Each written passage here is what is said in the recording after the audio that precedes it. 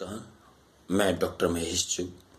आज कक्षा 9 कृतिका पुस्तक का पाठ 2 मेरे संग की औरतें, जो कि एक संस्मरण है और जिसकी लेखिका हैं मृदुला गर्ग के अभ्यास प्रश्न।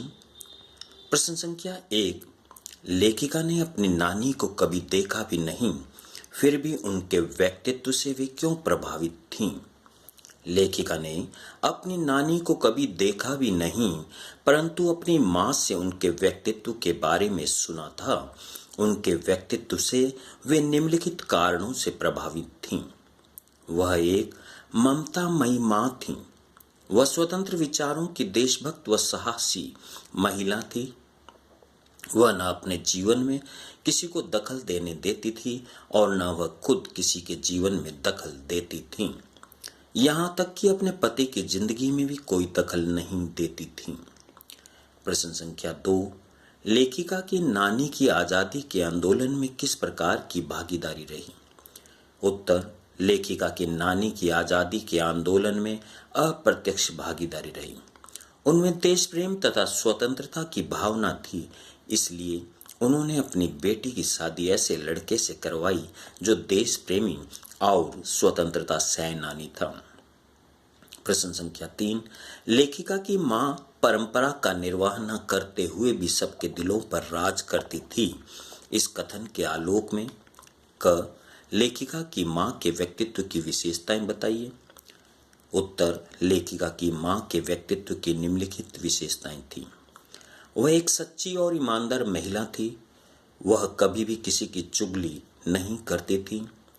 उनका व्यक्तित्व प्रभावशाली था। वह एक अच्छी सलाहकार थी। वह पुस्तक प्रेमी थी।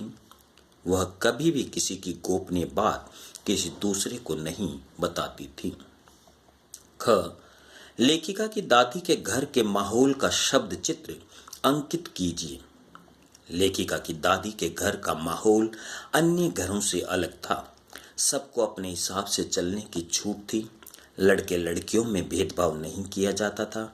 स्त्रियों को आदर सम्मान दिया जाता था। घर के महत्वपूर्ण कार्यों में उनकी राय ली जाती थी। परिवार का वातावरण धार्मिक व दबाव मुक्त था। प्रश्न संख्या 4। आप अपनी कल्पना से लिखिए कि परदादी ने पतोहू के लिए पहले बच्चे के रूप में लड़की पैदा होने की मन्नत क्यों मांगी? उत्तर। हमारी कल्पना से परदादी ने पतोहू के लिए पहले बच्चे के रूप में लड़की पैदा होने की मन्नत निम्नलिखित कारणों से मांगी होगी। उनके मन में लड़का लड़की का भेद नहीं होगा। उत्तर 2। वह लीक से हटकर चलना चाहती होगी। वह समाज में परिवर्तन चाहती होंगी। वह रूढ़िवादी परंपरा का विरोध करना चाहती होंगी।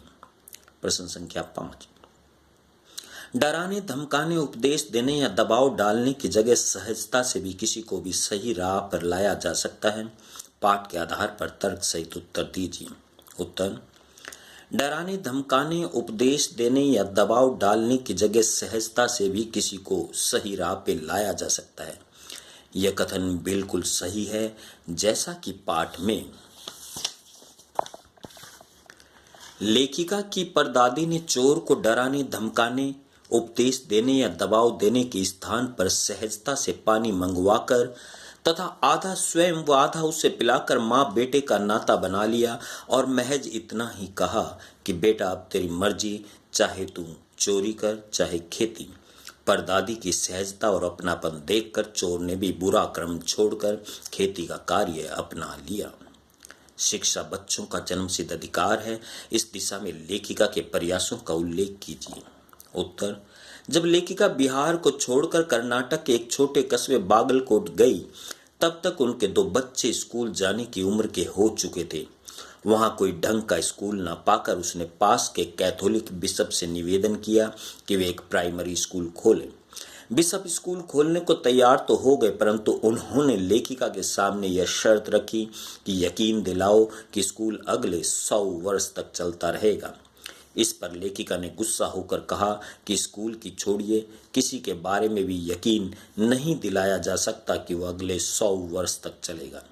तब बिशप ने भी कह दिया कि बच्चों के न पढ़ पाने की समस्या आपकी है, मेरी नहीं।